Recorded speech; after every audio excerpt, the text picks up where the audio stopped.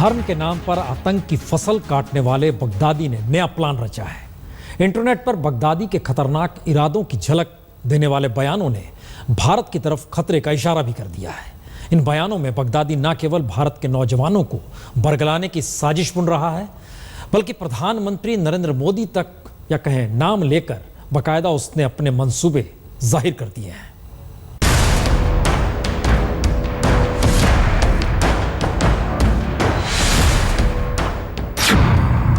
ISIS ने release की आतंक की किताब।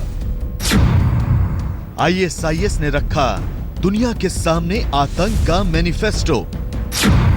आतंक के मैनिफेस्टो में भारत के खिलाफ जंग की धमकी। आईएसआईएस ने उगला प्रधानमंत्री मोदी के खिलाफ जहर। इंटरनेट पर जारी हुई आईएसआईएस के आतंक की किताब।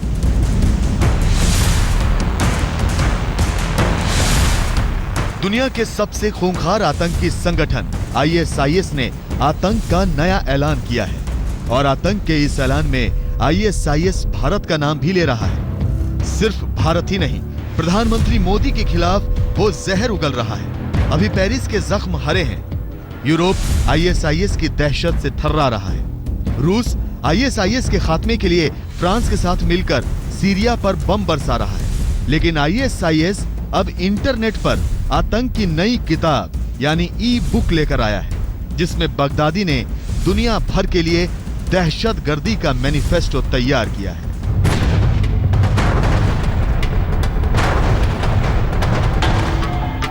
सीधा सीधा एक थ्रेट है भारतवर्ष के ऊपर, और इससे पहले भी वो थ्रेट कर चुके हैं। आईएसआईएस ने जो इससे पहले अपना मैप बनाया था, उसमें भी भारत के बहुत से अंश दिखाए थे, पोर्शंस दिखाए थे।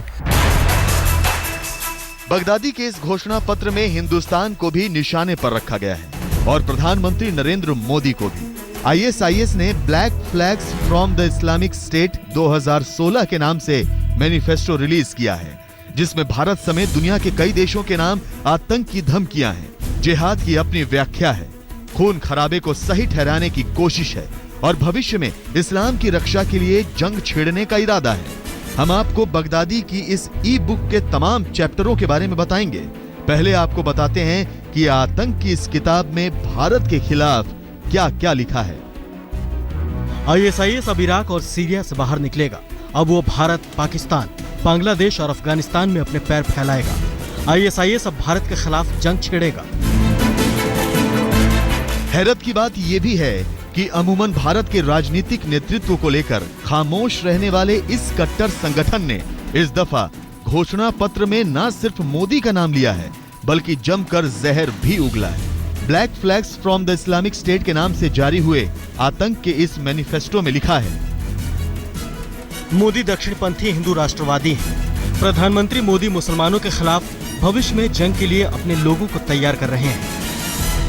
नाम इसलिए लिया है क्योंकि पिछले 20 दिनों में ही 13 नवंबर के बाद जब पेरिस में अटैक हुआ, उसके एकदम बाद G2 समिट हुआ और G2 समिट में नरेंद्र मोदी साहब ने जो भी प्रस्ताव रखे टेररिज्म के खिलाफ, आईएसआईएस के खिलाफ, उनकी बहुत सुनवाई हुई, उनके ऊपर एक्शन भी हुआ है। बगदादी के इस घोषणा पत्र में खुले तौर पर तो नहीं, लेकिन इशारों में यूपी के दादरी कांड का भी जिक्र किया गया है। आतंक की इस ई बुक के chapter clash of civilisation in non Muslim countries में लिखा है, हिंदुस्तान में मनमानी बढ़ रही है और बीफ खाने वाले मुस्लिमों की हत्या की जा रही है। ये इनकी हमेशा से कोशिश होती है कि सेकुलर पॉलिटिक्स मुल्क में ना हो और पोलराइजेशन बढ़ता जाए हिंदू और मुसलमानों के बीच में, और जितना बढ़ेगा उतना फायदा ये उठाने की कोशिश करते हैं। हम आपको बता दें कि नोएडा से सटे दादरी में गोमांस रखने के आरोप में अखलाक नाम की शख्स की पीट कर हत्या कर दी गई थी। अपनी ई बुक में आईएसआईएस ने दादरी कांड का नाम तो नहीं लिया, लेकिन अपने लड़ाकों को भड़काने के लिए उन्होंने इशारों में ये जरूर साफ कर दिया है कि आने वाले समय में वो बीफ को आधार बनाकर अपने लड़ाकों के दिल में उनके ब्रेन वॉश करने के नाम पर यह गंदगी जरूर भरेगा, ताकि वो भारत के खिलाफ हमले भी तेज करें और आतंकवादी साजिशें भी। यह पहली बार है जब आईएसआईएस ने भारत और भारत के नेतृत्व को लेकर इस तरह से जहर उगला है। और यह भी पहली बार है कि ISIS खुले तौर पर भारत में पैर फैलाने की बात कर रहा है। ISIS के इस प्रोपोगंडा को जहां जानकार ये मानते हैं कि ये भारत के खिलाफ बड़ा खतरा हो सकता है, वहीं भारतीय सुरक्षा एजेंसियां इसको किसी व्यक्ति की शरारत भी मान रही हैं। ऐसे में ISIS ने जिस तरीके से भारतीय लोगों को अपने चंगुल में खींचने की कोशिश की है, वैसे में इन तमाम चीजों को बड़े हल्के में नहीं लिया जा सकता। दिल्ली से कैमरामैन आलोक के साथ जितेंद्र सिंह, आज तक। सवाल यही है, आखिर बगदादी की दहशतगर्दी का दायरा कहां जाकर थमेगा? आखिर किस बूते मुल्क के मुल्क उसके आतंकी चंगुल में फंसते जा रहे हैं? और इन्हीं सवालों के साथ ब्रिटेन, अमेरिका और रूस समेत दूसरे देशों के लड़ाकू जहाज बगदादी के ठिकानों पर बम तो बरसा रहे हैं, लेकिन आतंक की नई किताब में बगदादी ने जिहाद का जहर भर रखा है।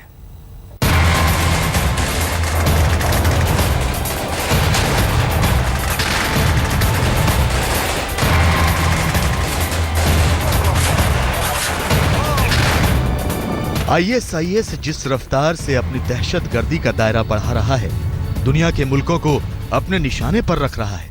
अब इंटरनेट के जरिए बगदादी अपने आतंक की किताब रिलीज करके दुनिया में नया खौफ भरना चाहता है। क्या है बगदादी की गुड न्यूज? कैसे मुस्लिमों को बरगला रहा है ISIS? सच्चाई यह है कि अब तक दुनिया में मुसलमानों का सबसे बड़ा हत्यारा कोई बना है तो वो है ISIS। लेकिन आतंक के घोषणा पत्र में ISIS खुद को मुसलमानों का रहनुमा घोषित करने की कोशिश में है। आतंक की ई बुक में ISIS लिखता है, गुड न्यूज, अब सारे मुस्लिम मुल्कों में हम जिहाद छेड़ेंगे और मुस्लिमों को ISIS से जोड़ने का न्योता भी देंगे। जितना भी प्रोपोगंडा वीडियोस देखें, इनका खास तरीके से आप देखें, ये सब अनपढ़ हैं। तो इस किस्म के अगर आदमी ज्वाइन करेंगे तो वो ही प्रभावित होंगे, पढ़े लिखे आदमी प्रभावित। तो देखा आपने किस तरह से ISIS मुस्लिमों को बरगलाने की कोशिश कर रहा है। दुनिया का सबसे अमीर आतंकी संगठन ISIS झूठे जिहाद का जहर युवाओं के दिमाग में उतारना चाहता है। अपनी वहशी सलूक के लिए दुनिया भर में दहशतगर्दी का दूसरा नाम बन चुका ISIS उस भविष्यवाणी पर खेल रहा है जिसमें कहा गया है कि आखिरी जंग इस्लाम और ईसाइयों के बीच होगी। बगदादी के घोषणा पत्र में लिखा है कि भविष्य में इस्लाम के लिए जंग हर देश को अपनी चपेट में ले लेगी। दुनिया में 1.5 अरब मुस्लिम हैं। ये लोग हर जमीन पर, हर जगह दुनिया की दूसरी ताकतों के खिलाफ लड़ेंगे। दुनिया में अपनी खिलाफत का डंका बजाने के लिए मशहूर बगदादी के जहन में हिंदुस्तान, पाकिस्तान और बांग्लादेश बसा हुआ है। वो दुनिया को डराने के लिए इन तीनों देशों को कभी नहीं भूलता है। इसका एक जीता जागता सबूत है ISIS की नई धमकी।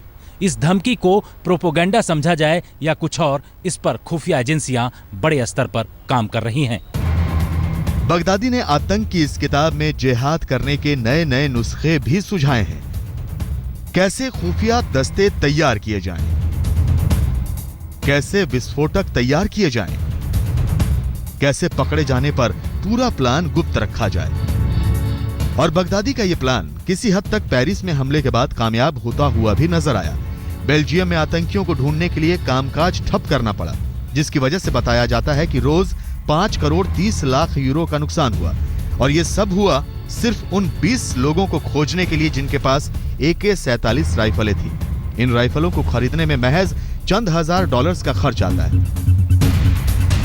बगदादी ने आतंक की ई बुक में होशियारी से आगे की रणनीति का भी खुलासा किया है। इसमें दावा किया गया है कि वो आपको हथियार उठाने के लिए मजबूर कर देगा और आगे जो वो हमले करेगा उसकी वजह से पश्चिमी देश इस्लाम और यूरोप के मुसलमानों के खिलाफ एकजुट होंगे, जिसके चलते पश्चिमी देशों के मुसलमानों को भी हथियार उठाने पड़ेंगे। उसके बाद यूरोप में इराक जैसा जिहाद पैदा होगा। बगदादी ने पहली बार अपने मिशन भर्ती का भी खुलासा किया है। साथ ही नौजवानों को हूर के और जन्नत के ख्वाब भी दिखाए हैं। बगदादी आतंक की इस किताब के जरिए दहशतगर्दी की नई राह पकड़ना चाहता है। आतंक के रास्ते पर मासूमों को भटकाना चाहता है। बगदादी की ब्रेन वॉश ब्रिगेड में पाकिस्तान के आतंकी संगठनों के आका भी जुड़ रहे हैं। दिल्ली से जितेंद्र बहादुर सिंह के साथ आज तक ब्यूरो। बगदादी आज उन सारे मुल्कों के हिट लिस्ट में शामिल है जिन्हें उसने आतंक का खंजर घोंपा। रूस का प्लेन से लेकर पेरिस पर हमले के बाद सीधे व्हाइट हाउस को धमकी देकर बगदादी दुनिया की आंखों की किरकिरी बन चुका है। अब बगदादी की चाल सीधे भारत की तरफ बढ़ती दिख रही है।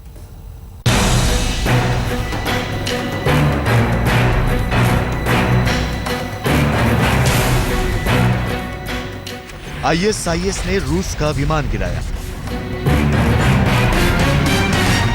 आईएसआईएस ने पेरिस पर आतंकी हमला बोला। आईएसआईएस ने अमेरिका के पावर हाउस यानी व्हाइट हाउस को उड़ाने की धमकी दी। और अब आईएसआईएस ने भारत के खिलाफ भी आतंक का घोषणा पत्र जारी किया है। बगदादी दुनिया में आतंक फैलाने का ऐलान कर रहा है, लेकिन आईएसआईएस के खात्मे के लिए भी दुनिया के तमाम ताकतवर मुल्कों ने जैसे कसम खा ली है।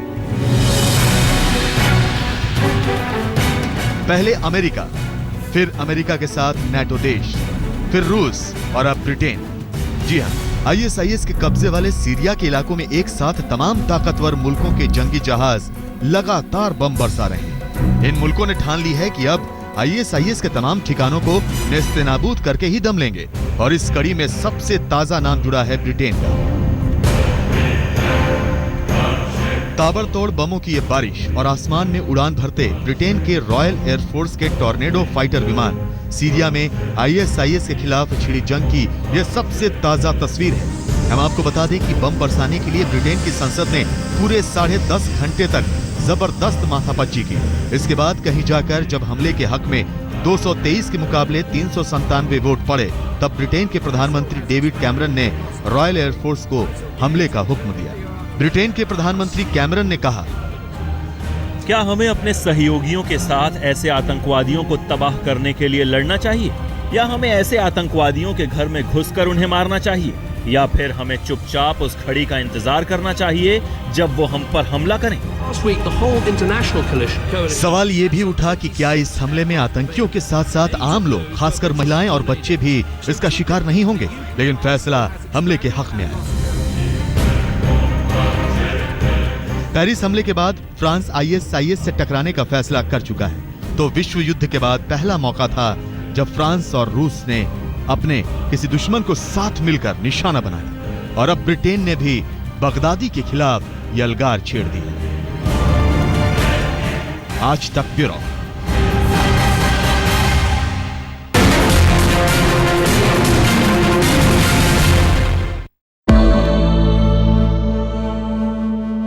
बुलेटिन की शुरुआत इस वक्त की बड़ी खबर के साथ। अब से कुछ ही देर पहले प्रधानमंत्री मोदी का विमान अराकोडम नेवल बेस में उतरा है और यहां से उन्हें चेन्नई के हवाई सर्वेक्षण के लिए ले जाया जाएगा, जिससे प्रधानमंत्री। Hello everybody. So I think most of you in the crowd are in schools now. So you've probably started to think about which college you want to choose, where you want to go to. And we're here to at least